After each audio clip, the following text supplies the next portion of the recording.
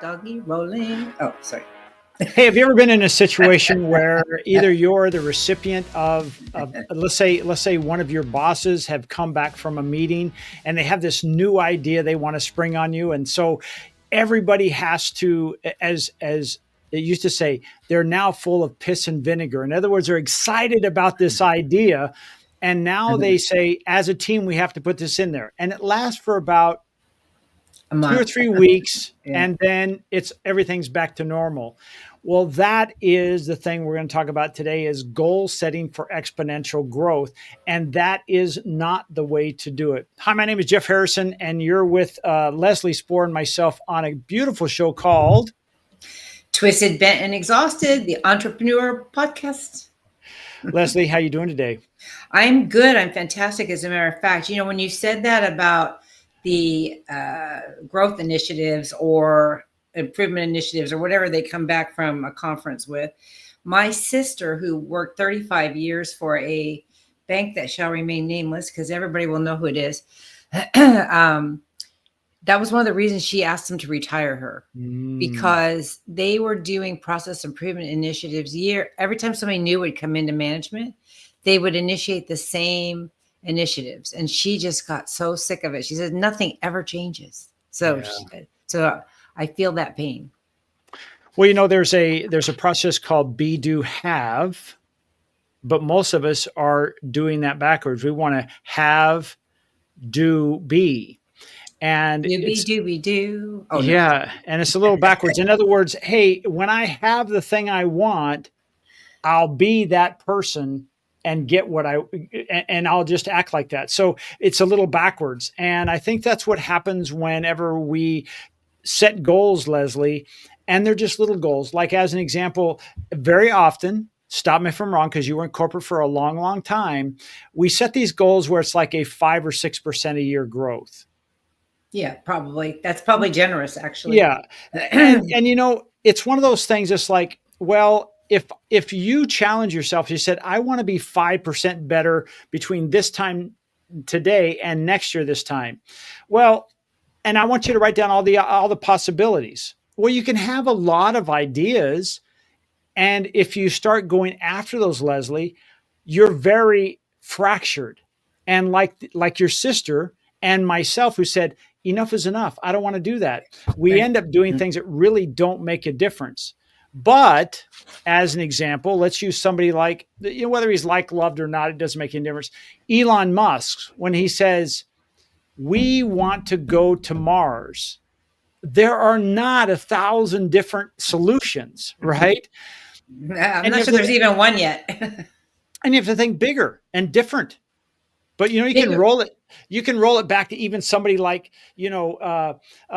Thomas Edison, who said, I'm going to have something where there's a light, and we didn't even know what that meant, right? Instead of in a candle, we're going to put it in this thing, this luminescent thing.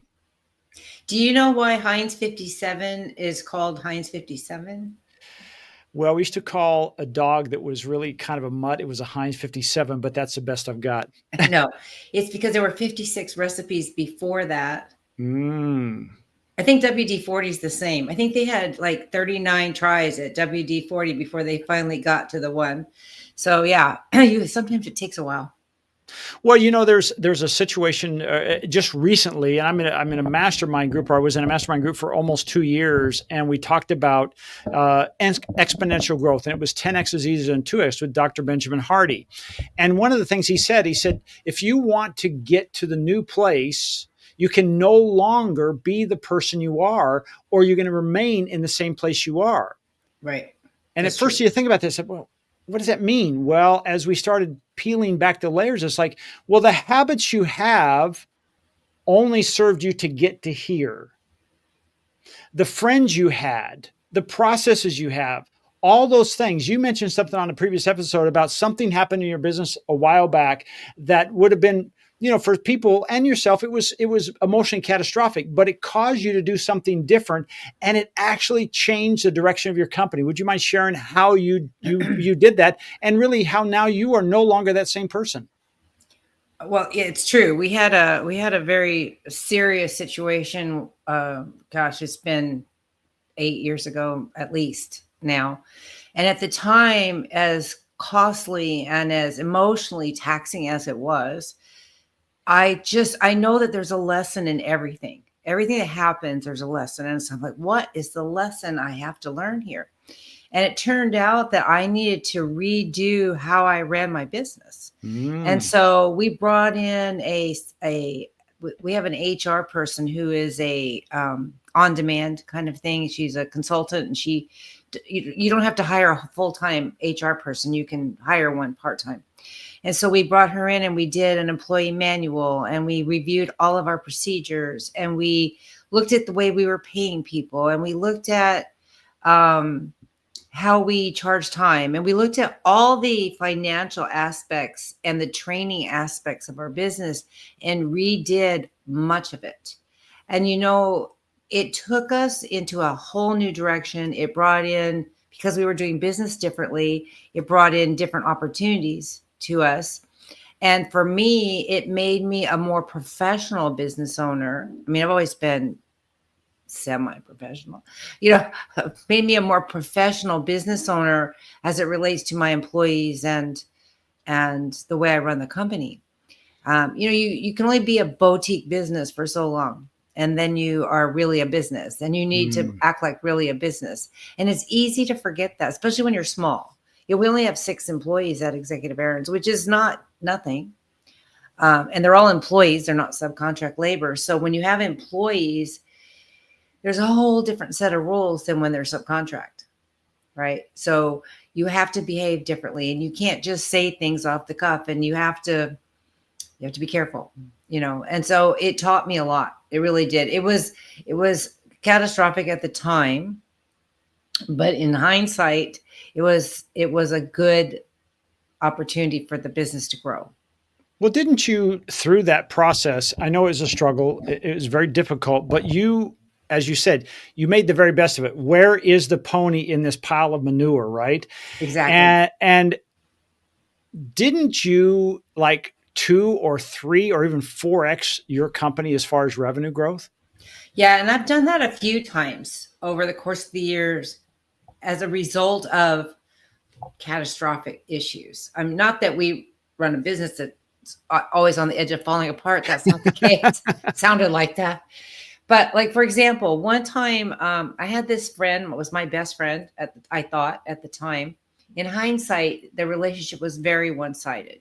I'm the one that gave and she took. And little things, even like going out to lunch, I always paid. I don't think she ever once offered to pay. And I helped her get a bunch of jobs that she wanted, a regular W-2 job, and then she would screw them up and get fired or walk out and not tell anybody, and made me look really bad because I'm the one that's vouching for her. Finally, I forget what she had done, but it was one step too far, and I had to cut her out of my life. It was agonizing to do it, right? But as soon as I did, my business exploded. And I don't know particularly why, except that we took the negativity out that had been there and created space for growth.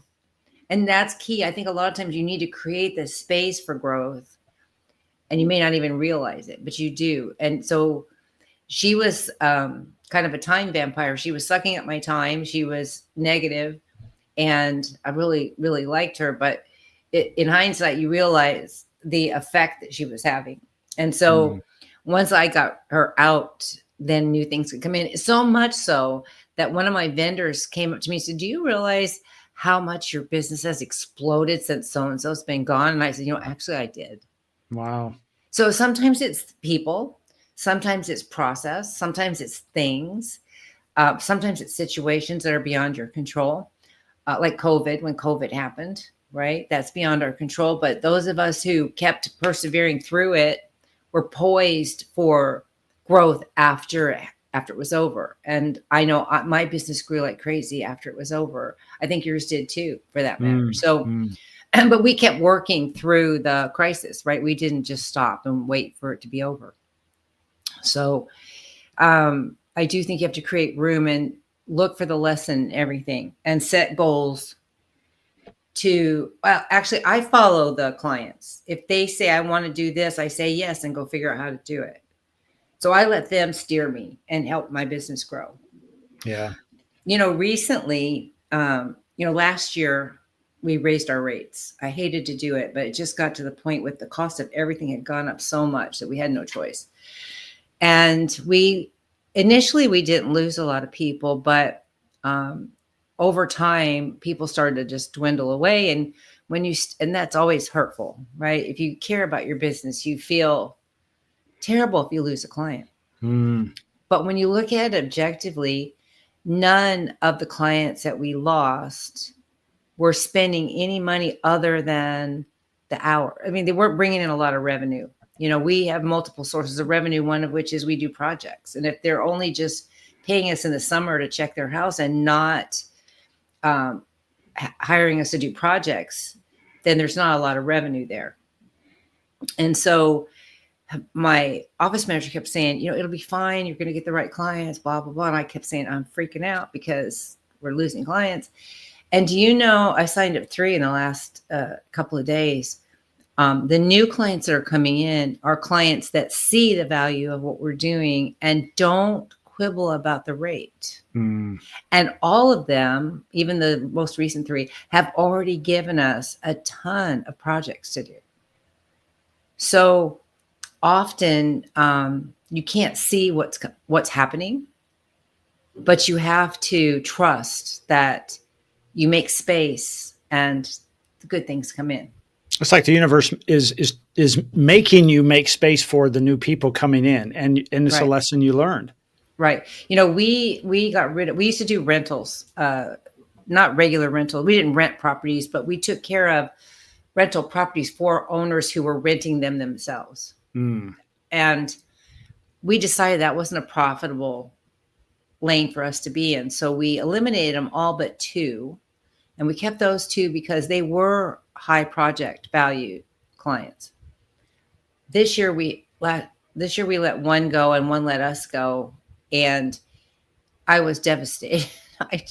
Especially one that I'd been taking care of for like 3 or 4 years. I just was heartbroken. But again, it turned out that we are not in the rental business. So keeping a rental, it's hard. I guess the point I'm trying to make is for people watching is that some decisions are hard to make and you have to make them anyway and trust. And so when the last one left, I thought, oh no, what are we going to do? And so many new clients have come in with so much better work and not expecting us to manage rentals. So it's so good.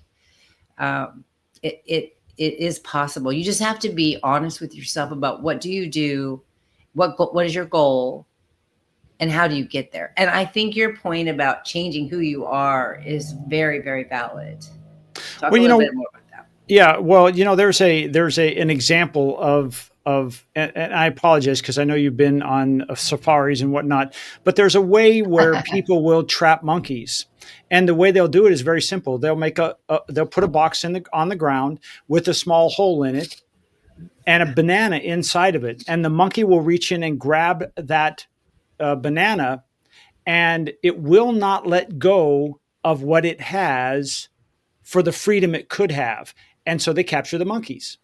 And my point being is, as you said, sometimes I have to be able to let that go because it opens up so many more things for us. And that was a perfect example of how you did that. The other piece I want to share is there's that story of the ships that landed on this shore. And after the warriors got off, before they went to battle, the captain ordered the ships to be burned. And he said, now, if you want to go home, we're going to go home in their ships. And what that does, if you think about it, is that totally changes the mindset.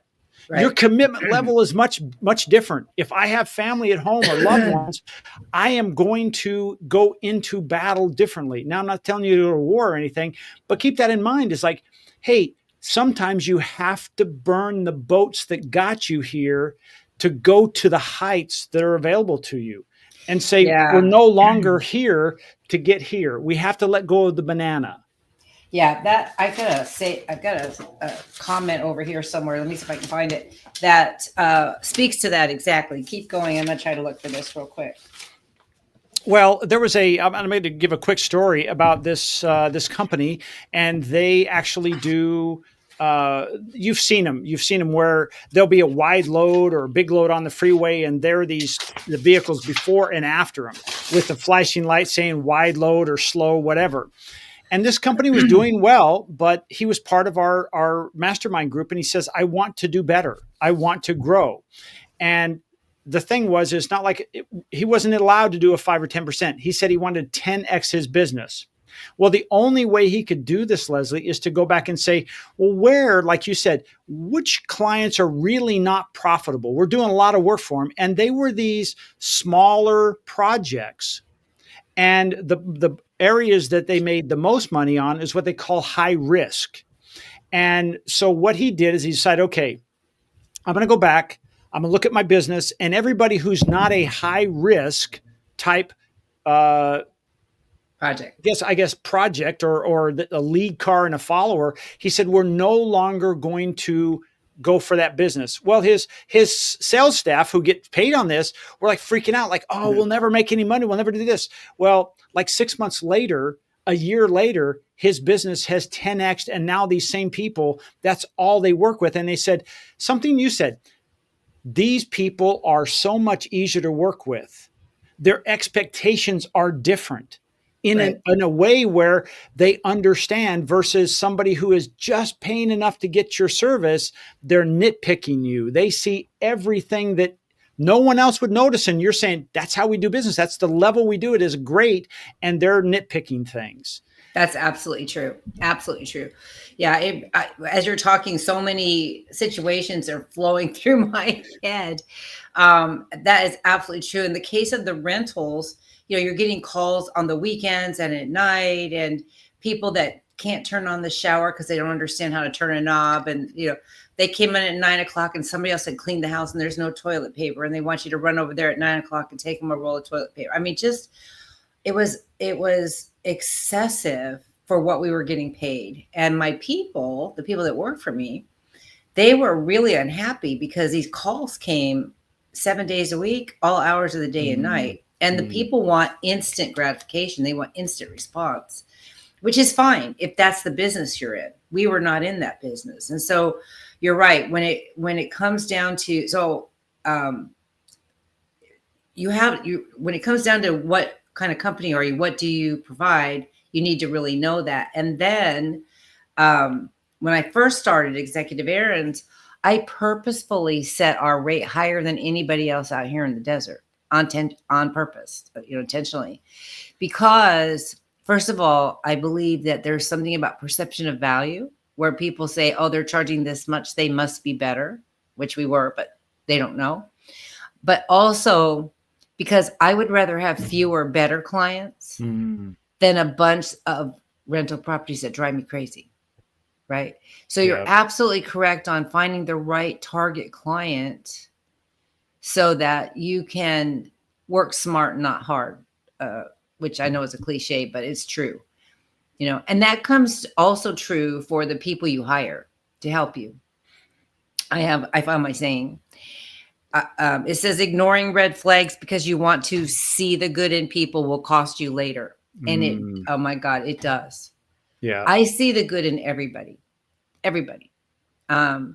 I see potential in people they don't even see in themselves, which is inefficient because if they don't see it, it's not going to happen. So, but I have had a tendency to keep people on way too long when I should have just cut the cord and chalk it up and move on. And as you know, 2 years ago, I had to let somebody go that broke my heart to do. Yeah. But it was one of the best things I ever did for my company.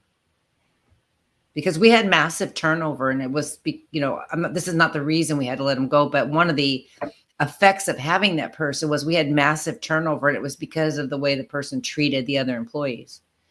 And so once we cut out that person, I haven't had a person leave since. Wow. So everybody's there like 3-4 years now. Nobody's left. So, and because I was attached to this person and I liked this person and I saw the good in this person, I really did not want to let them go. Well, But you had a lot of sunk cost in her, meaning the time that you had spent with her, you have a lot invested, so it's not as easy to let go. So I applaud you for making that decision. thank you. It was hard. It was very, very difficult. And you know, as business owners, we're faced with difficult choices all the time. You know, we talk often about, you and I talk often about how other business owners operate and the limiting beliefs that they have, Mm, right? So they'll set a goal, but it'll be a really small goal. You know, your example of the guy with the high risk um, clientele was a good one mm.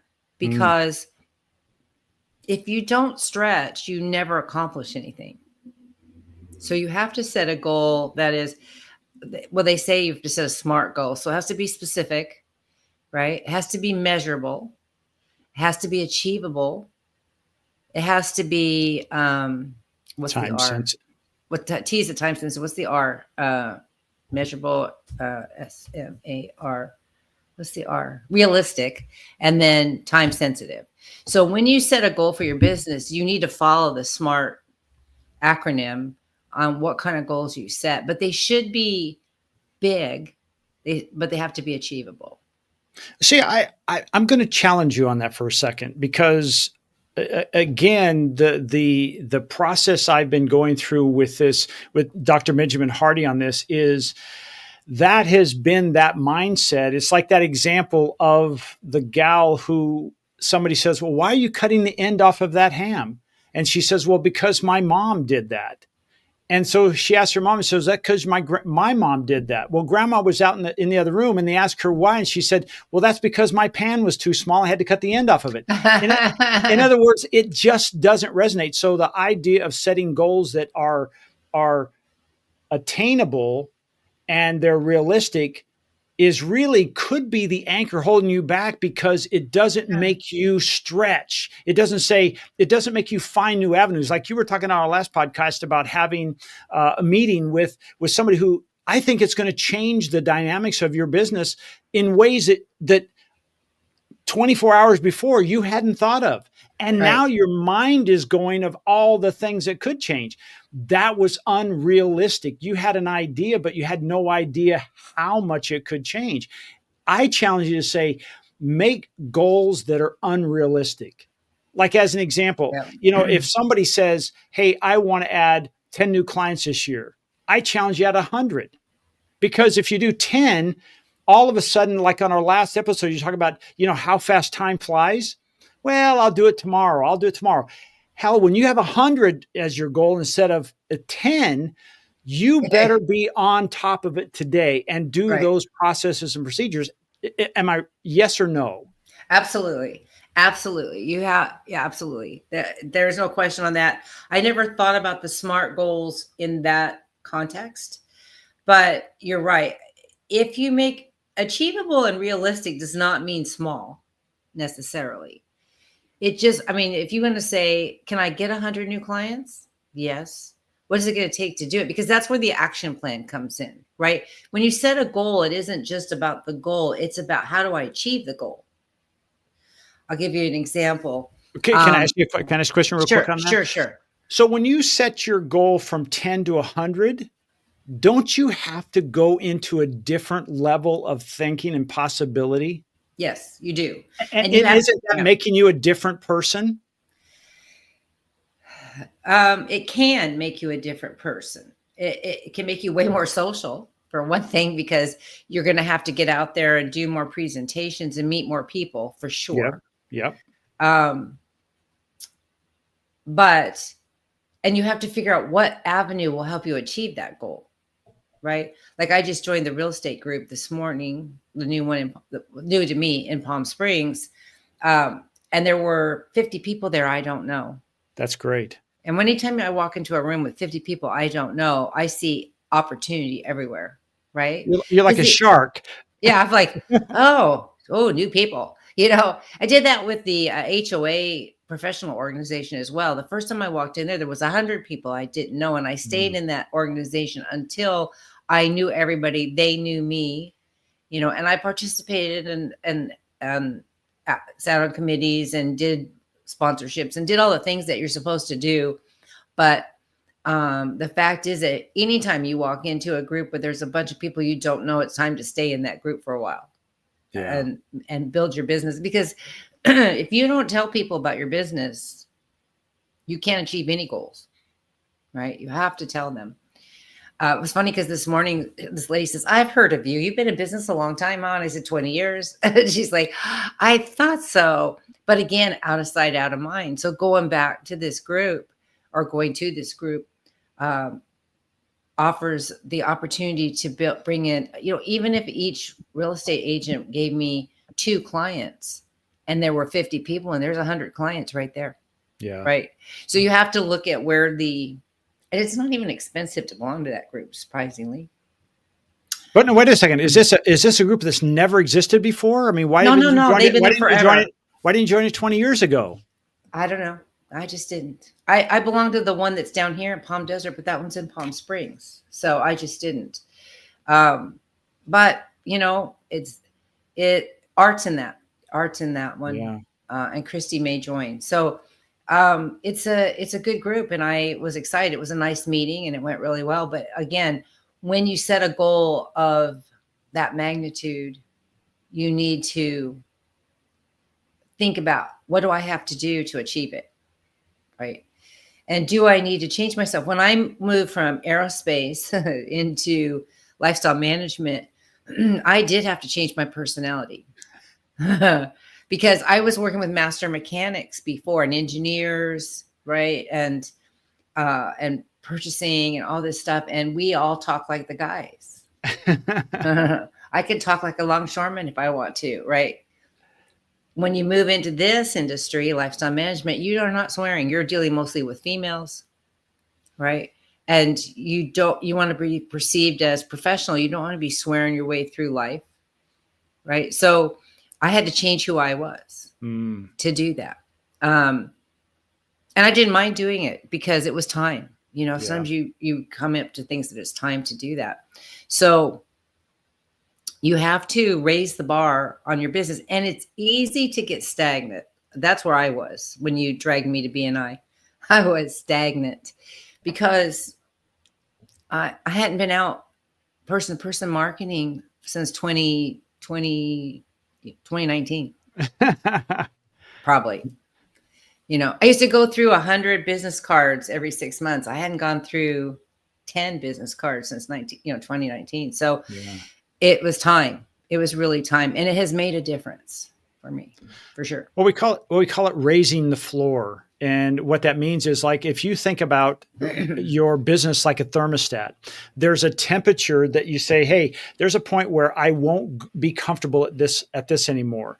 Well, raising that temperature and saying, well, I no longer will work with people that have, as an example, in your business, that have a home that's worth X and it's only their first home and they've never had a service like me. Well, you may not even, you say, hey, we don't work with people like that, right? It doesn't mean that there's anything wrong with those people. There are people out there that will serve them, but that's not on your floor. I'll give an example. We used to do a fair number of websites. I don't really do websites anymore. The only websites I do are for my existing customers if we need to do something with their website or we need to redesign or to rebuild it. But I don't hang a shingle out saying I do websites. I just don't do that anymore. There are certain things like paid advertising. Do we do that? Yes, for existing customers. Do I make it part of my sales spiel? No, I don't. That's not what we do. And so I had to raise the floor. And then what kind of customers do we get? Well, now I don't tend to work with startups anymore. They tend to have very little money to put towards marketing, which marketing is it's a long game. For those people who tell me through the process that they need something right away, I'm probably not their guy. And right. I'd rather say no than have the frustrations of 30 days. We get back together and said, hey, why hasn't the world changed for me yet? So Think about that.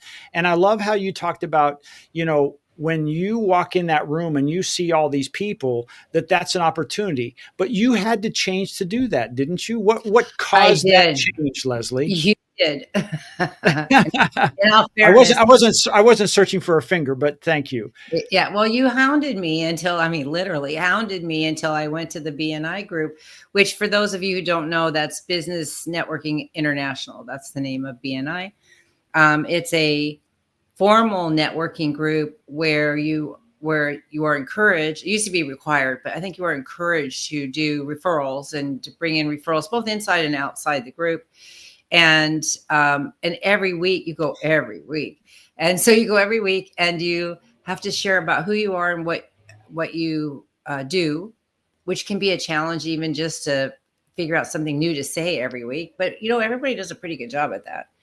And then so Well, wait a so minute, wait a minute. really, And you won the 60-second, we call it BNI Bernie Award I yesterday, did. I did. because you gave the best 60-second talk. Yeah, I gave them a story they could. I was pleased at how many people were like, "Wow, you could do that." Thought that was pretty cool. I have a hero complex. Apparently, I like to be the hero. My daughter pointed that out to me. I like to help people. She goes, "No, you like to be the hero." Uh, So it's kind of true. Um, so yeah, you do have to change your personality. So you said, you have to go to this. You just have to go. You were very kind about it. You didn't say you're getting stagnant and you haven't talked to anybody in 3 years and it's time for you to get off your ass and go. You didn't say that. You could have said that, but you didn't. You just kept every other week we're saying you really should come to this. You really should come to this. And I'm so grateful that I did and glad that I did. And I realized quickly that I had been away from adults for way too long. mm, You can get stuck in your office. You can yeah. get cocooned in here. And I have this is my home office, but I have another official office where my office manager works and my employees work. And um, I don't even go there. Right. I just stay and work here. So you can get really cocooned in and lose your perspective about what's going on in the world. And so and then after I went to that, I thought, well, I better join the realtors because the realtors are our biggest source of referrals. And then I thought, well, I better join the chamber because, so I'm getting back into going into events is the bottom line. That's And good. and that has helped a lot. And it's made me feel more like a human being too. You can be way too into your head. You need perspective. You need other people talking about what they do to see opportunities. A lot of the guys at BNI that talk about their marketing, I can see the opportunity for collaborative marketing in those cases. And I've approached some of them about that. Can I help pay for brochures or something if you include mine in it? Do you run into a lot of second homeowners? I mean, all that kind of stuff. So there are those are opportunities I would have missed if I hadn't set the goal to get out there more. Yeah. I want to challenge you with this thought. Those of you watching, and Leslie, we have to make our goals large enough to force us to be the new person or business. Right. And as an example, like you fought me on coming to Tuesday because you were giving me every excuse. It's too early, and I know you're up at 3 o'clock in the morning, so that didn't work. Then it Yeah. was like, well, it's my nail appointment, and I've been with this gal for so long, and you finally changed it. I don't know if I that did. really was the reason. No, it was. I changed it. Okay, so it was nice that you came. And even while you were on vacation, you had someone fill in for you, and Erica did a phenomenal job. And it seems like you have fit into the group right away. It was the pond you needed to be in. Yeah. It seemed to Yeah. fit really nicely. So I'm glad you did that. And think about that. There's an example I want to share with you where this gal in this other group, this mastermind group for the 10xing, she was doing an online program, and she wanted to add 10 new clients. And she was challenged by Dr. Hardy to said, what if you 10x that? She said that would be 100. And she got a little nervous. And she Yeah. said, yeah, I think I can do that. I think I can do that.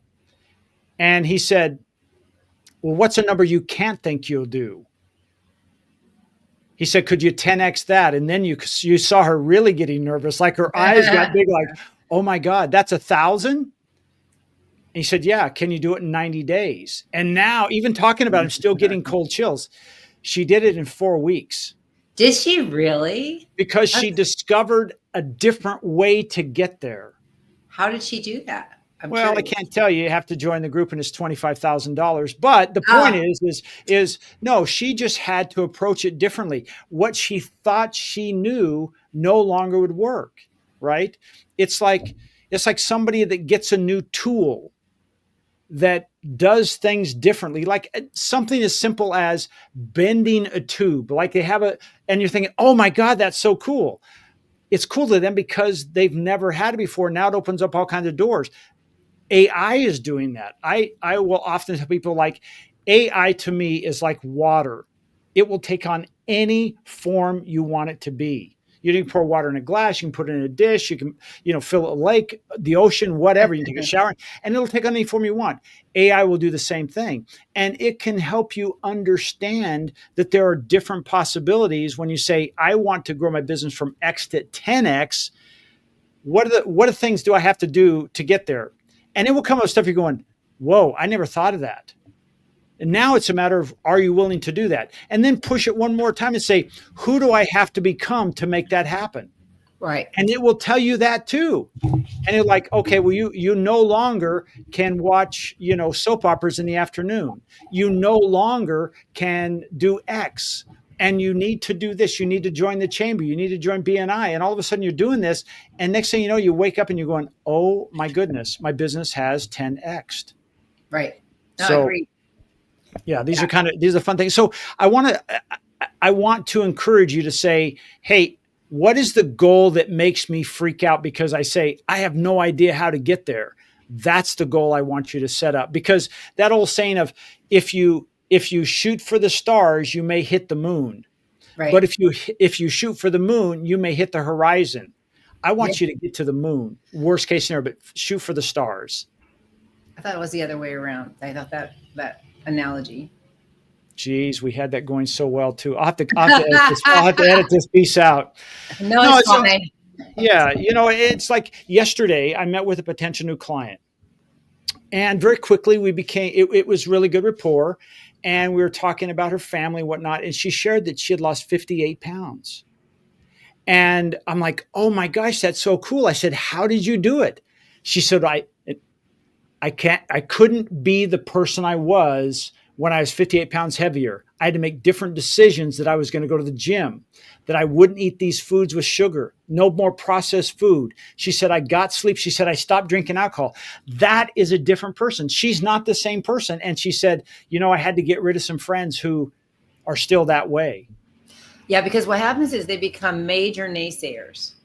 Do you know that and that's it's a good piece to bring up, because when you're starting a business, there's an old adage that says work underground as long as you can, because to talk about what you're doing triggers the corporate immune system. We used to say that all the time when I worked in aerospace.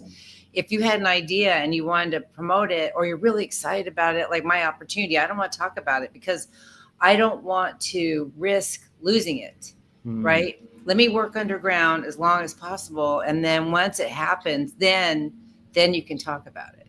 And so what happens is you have people, friends and family are the absolute worst. They are, about being naysayers and saying, I don't know why when I'm sorry, I got excited. When I worked in aerospace, I was making six figures. Okay. I quit my six figures to start my own business. I made no money personally for like 5 years. Okay.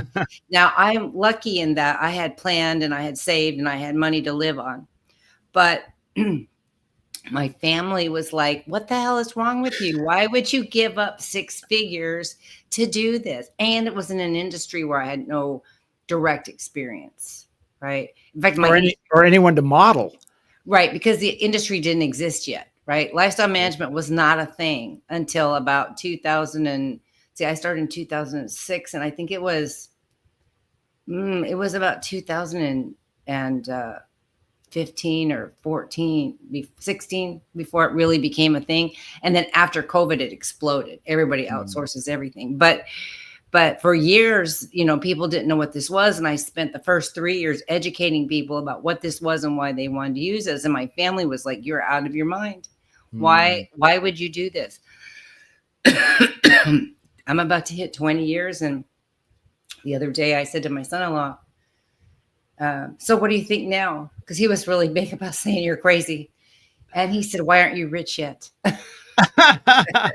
Ah, that's funny. But Uh, here I am 20 years later. I got 6 people I support, right? Because I have a business. I have to bring in work for them. I support the community because I use vendors for a lot of stuff. yeah. I think one year I calculated it was something like, at that time, I think I had put $2 or $4 million back into the local economy at that point. And you have to follow your own path, right? You have to set those goals that are big. You have to believe that you're going to achieve them.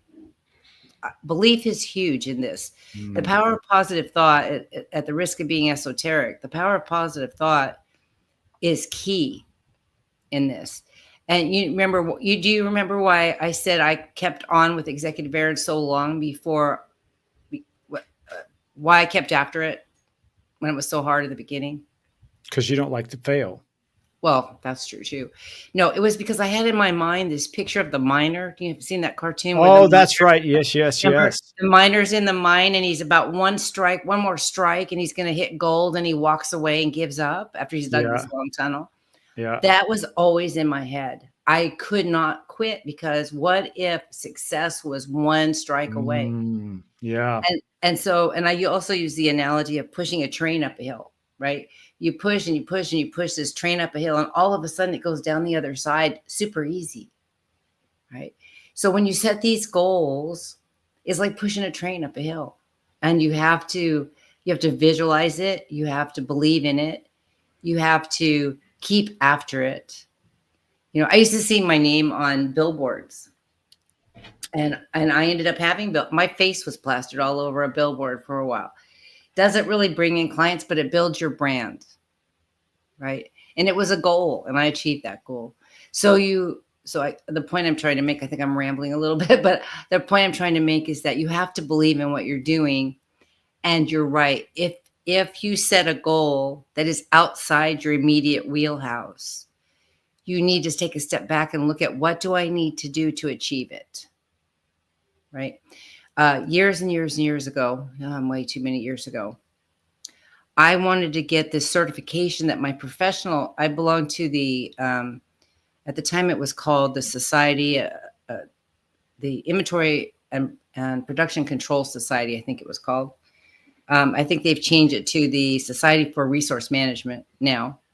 But at the time, they offered a certification program, certified in production inventory management, and you could actually get certified at the fellow level. But they had steps you had to achieve in order to do it.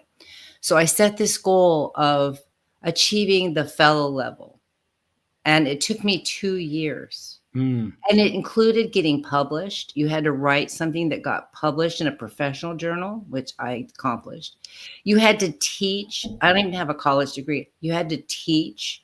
And I ended up teaching 5 semesters at Cal State Northridge of continuing education classes in inventory and production inventory control to adults who were tired after a long day, Mm. right? But I ended up getting to teach. And you had to pass a bunch of tests and things like that. But I achieved being a fellow in production inventory control management after 2 years, because I set that goal and it seemed impossible. How do you get published? Oh, and you had to do public speaking. And I ended up being a keynote speaker at a conference in Anaheim. How do you achieve this? Well, you set the goal, and then you go find out, what do I have to do to get there? Who do I Yeah. have to know?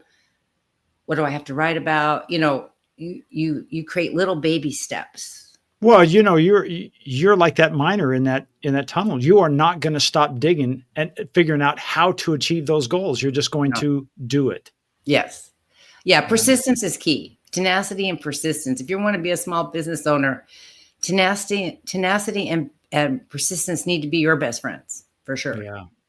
Now, this person I keep bringing up, his name is Dr. Benjamin Hardy. He is an organizational psychologist, and he's done some research on this. And he said most people who are very, very successful, whatever field they're in, they do something different than a lot of people do.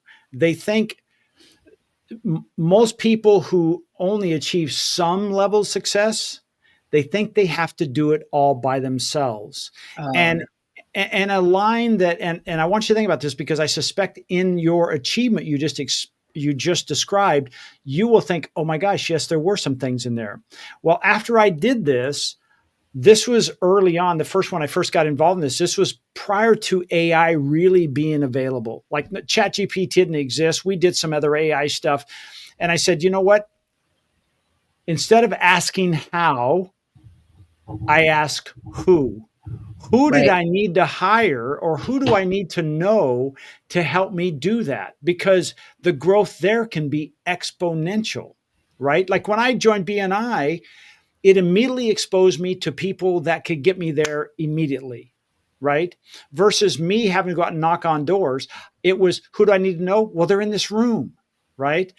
And so I challenge you to like who do you need to know? So for me and my business, I hired people who already knew how to do coding, who already knew how to do developing. And I said, this is what I want you to build. Can you build it? Well, I don't know. We've never done it before. Let's give Yeah, it a go, right? right. And Exactly. but they were more skilled than I am. And even to this day, I am the visionary. I'm not the person probably in the back room like a cobbler making that set of shoes, but I know how it all works. So I'm curious, in your journey to be a fellow, were there some who's, or was it Oh, 100% you? oh no, there were lots of who's. There's always lots of who's. You can't. I guess you could. Uh, I'm trying to buffalo your way through. Is that the right thing? You could push your way through things and get it done. Um, like I took my ground school for flying. I did all that myself. I didn't go to school. It would have been easier if I had gone to school, but then I don't like easy, so it's okay. But there are always a lot of who's. We all have mentors come and go. We all have coaches who come and go. Um, and it's who just like this opportunity that I'm facing right now. The first, what I say, like the first or second week of, or I don't know where we were in BNI, but I was like, who do you know that can get me into here? Who do Yeah. you know that can introduce me to a decision maker? And I had to take several routes to get there. I went to Mm. Katie at the chamber, which is ultimately how I got in. Um, but and then I didn't give up on it either, because what happened is, in this case, Katie gave me a referral to somebody. I contacted this somebody. The somebody says, "Oh yeah, we'll get back to you," and they never did. So Mm. then I contacted that person again. I said, I just want to make sure that I didn't miss an email or something. I'm sorry, I haven't heard anything, and if you know of anything, I'd appreciate it. And she says, "Oh, you haven't?" She goes, "Let me take care of that." And then now I'm in conversations with the right people. But you can't give up either. The who's get you to other who's, and then you can't just let it die, No. right? You have to keep that vision. You have to keep that goal. Again, I believe in action plans. You have to break things down into baby steps in order to do for example, the fellowship thing. I need to teach. What do I have to do to teach? Well, I have to take a seminar and get certified in something, and I have to interview with somebody, and I have to do a practice teaching assistant so they can see how I teach. And it wasn't just they stuck you at the college and let you teach a class, right? You had to do all these things. Same with taking the tests. Those I took classes on. Those I took practice tests on. It wasn't an overnight thing. And then, for example, speaking at the conference, I had to ask around, where might there be a conference? What kind of conference? Who's managing the speakers? What do I Mm. have to do to qualify as a speaker? Or if I want to get published, okay, my professional magazine, you go through and you find the editors, and then you pitch to the editors and you say, I want to submit an article. And I mean, none of these are instant, Yeah. right? So you have to create an action plan and understand the steps it takes to get and accomplish each of those things so that you can then work the plan. That's why it took me 2 years. It wasn't like I just go down and take the test and be done. I could Yeah. have. I could have. You could pass the test with a high enough score to still achieve the same thing, but you can also do it by all these other things, and they were more interesting than just taking the test, to be honest. So it just depends.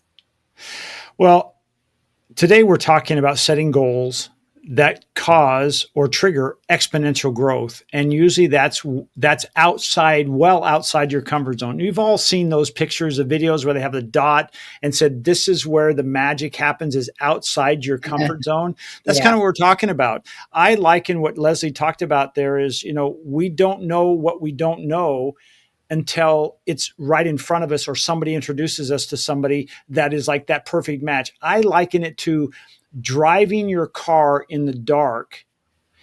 Somehow, because we can only see a couple hundred yards in front of us, or maybe only 100 yards in front of us, what do? We keep going because what? We have a goal in mind. And if it's a curve, what do? We take the curve. It's if a hill, we take the hill. If it's downhill, whatever. My point is, we can only see so far, but we keep going. And the farther we go, the farther we can see. So I'm just encouraging you to say, hey, set those goals big and then look for the who's. And as Leslie says, break them down into bite-sized steps. What do I have to be? Who do I have to be? It's somebody different than you are right now. Yeah, quite often you don't have to necessarily change your personality, although that might be a result of it, right? Yeah. I would like to be a speaker on the college circuit, speaking to kids that are in business majors, because there's so much about business. There's a difference between principles and applications, right? And so Totally. many people, yeah, I have fired people that had the same certification I have because they were book smart, but they could not operate in the real world, right? Yeah. And so I would like the opportunity to tell these students that learn all of this stuff. It's great, but see how you can apply it. Think about through what it's going to take to implement these principles that you now understand. Because the real world it's not straightforward, right? Mm-mm. Nothing works the way you think it's going to. You have it's like rejection. I'm going to come back to that. Okay. People are afraid of rejection, right? We should do a whole thing on rejection. I got a lot on that one, but people are afraid of it. But to me, it's always a positive thing when you get rejected, because especially if it's business, if it's personal, that's not good. But if it's business wise, I don't take that personal. I look at it as an opportunity to answer the objection the next time. What can I learn from this? What should I have said? How can I not necessarily convince them, but persuade them that there's a different angle, right? How do I answer that? So I take that objection away. Mm. And every one of us have been in a situation where somebody said no to something, and when you left, you thought, I should have said this, Mm. right? That's how you answer the objection. In the beginning of my business, I used to go out 3 and 4 times a week and got rejected lots because nobody knew what this business was. But it was okay because I learned how to answer the objection. And every time it got easier and easier. Yeah. So A it's the different. same. Go ahead. I'm sorry. I was going to say, when I first started my business, I had a friend we both know, Amy, who was my business partner. Right. And because I did the technical side of it, of editing videos and whatnot, and that's how we started out, she, in her timid self, would go out and walk into businesses, and she didn't know she didn't know why she was there. She just made, she was that car with the headlights. She got into the door, and it's like, she started having a conversation. She was such a sweet lady. Bless her whole soul. She's passed now. But the point is in that first year, we did over 300 videos that year. That's amazing. That's amazing. Like, we had Yeah. 300 businesses locally, and it came from her just walking into doors and not even knowing why she was even there, and having a Yeah. conversation. Next thing you know, it's like, yeah, we'd like to do a video with you. Oh, okay, good. But you set a Amazing. goal to do a certain amount of videos, right? And the way to do that is cold call. And I have found that most people they don't object to cold call, especially out here in the desert, because there's so many business owners here. right? So many people are their own business, and so they understand that you've got to market and stuff. Now, some people, I will say, have force fields. They have literal, you can Mm, see them force fields, so they don't want you. No, I'm not going to talk to you. But most of the time, you can get in. And yeah. if they're not the right person, then you need to ask, because what's key about this, right, is getting to the person that can make the decision. Yeah. You don't want to talk to the secretary, you want to talk to the manager, right? So if your goal is to bring in, 100 new clients, talking to the secretary is not going to get you there, No. right? So you have to talk to the owner, or you have to talk to, you have to make friends and relationships with other people. One of the best clients we've gotten this year came because an HOA manager referred us to the client, and we have a good relationship with them. Yeah. So everything's about relationships Yeah. anyway. So we're kind of drifting. I'm sorry. Well, that's okay. Let's just put a bow on this. As we've been talking about setting goals for exponential growth, and we're not talking about 3 to 5%. We're talking about 10xing, or in Leslie's case, she 4 or 5x her revenue growth. And because in that process, as she said, she could not be the same person that she was before. As an example, right now, she's not the same person she was a year ago, because now she's involved in BNI. She just joined a membership group for real estate professionals. She just joined, or she's joining the Chamber of Commerce. That wasn't her. She had to be a different person. She's actually getting out and doing some IRLs, in real life conversations. So tired. I think she was leading the number of 1-to-1s for BNI last week. So she's really, one thing about Leslie is when she puts her mind to it, she is that little miner. It ain't going to stop till she gets there. So I'm really proud of her for that. And I'm really glad she's there. But I want you to take some of these principles and use them in your own business. Hey, Yeah, am sure. I setting goals that really make me wake up early in the morning, that disturb me? Because what happens is, in our brains, when you set things that are beyond you, all of a sudden you'll start seeing answers that were always there, but you didn't know them because your goals were at a different level. Can So I give one more example? Just sure. That was my massive closing, but that's okay. Go ahead. Take us out. Sorry. That's okay. It made what you were saying. See, it's your fault because you were saying things that trigger things in my head. So it's all your fault. And you're male, so you have to be. Oh, that was a sexist comment. Oh no. That's it. I'm out. No, he did. He hung up on me. No, don't hang up. So, when I was younger, and I still do this to this day, you know how you can buy things on 0% interest for a year, whatever. That's how I got most of my furniture and stuff when I was younger. Is like I would go and get an account and buy on 0 interest. I would always pay it off. These days I pay it off way early, 3 months, 6 months, whatever. But I always paid it off before the promo period. And you do that because you can stretch. You're playing with their money, not yours. Their objective is for you not to pay in the promo period and then get hit with ridiculous amounts of interest. But if you do it right and you pay for it in the promo period, you've done all that on their money. You've had the furniture. It didn't cost you anything except for what you would have paid for the furniture anyway. So I think of that as a way of goals as well. You stretch, right? You say, okay, I'm going to stretch. I'm going to buy this stuff that I really can't afford right now, but I have a time to pay it, but there's no interest associated with it. Mm-hmm. When you're in a business, you say, I'm going to set this goal.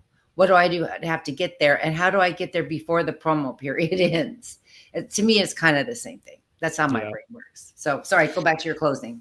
That's okay. That's another show called the Twisted, Bent, and Exhausted Entrepreneur Podcast. And really what we're doing is we're sharing our life experiences. As Leslie has alluded to, she's been doing what she's been doing as an entrepreneur for 20 years, but she brings decades of her experience along from being in the aerospace industry. And it's not a bad thing. Hey, it's okay. Decades is not a good thing. Decades is okay. That's, we don't say 7 years. We say nearly a decade. That's so much more powerful. But anyway, it's called the Twisted, Bent, and Exhausted Podcast. We want to thank you for being here. This is our 20th episode. And I want to say something about that real quick. 20. Yeah. If you ask people if they've ever tried a podcast, they'll say, oh yeah, it doesn't work. Well, statistically, and it's like in business, most people fail to be have a successful podcast or a show because they won't get past the 7th episode. Really? Yep. Most of them will start and they'll fail and that's why now when I will work with anybody who says, I want to do a podcast, many times what we'll do is I'll say, we're going to record the first 7 episodes before we ever go live. And they say, why? I said, because that shows the platform and the audience, you're for real. We're asking them to invest an hour of their time. Do we really want to get them excited about 3 episodes and we never show up again? Yeah, now we ghost them. So we want to be there. So I want to say thank you, Leslie, for keeping us committed and staying committed to doing so many episodes. Like I said, this is our 20th episode. I'm really proud of that. It's called the Twisted, Bent, and Exhausted Podcast. Our goal is to help you become a better entrepreneur. And when you're in that mind with that pick, know that there is a goal on the other side waiting for you. That's right. The pot of gold is right there for you. That's it. Leslie, thank you so much. I'll see you on the next episode of Twisted, Bent, and Exhausted Entrepreneur Podcast.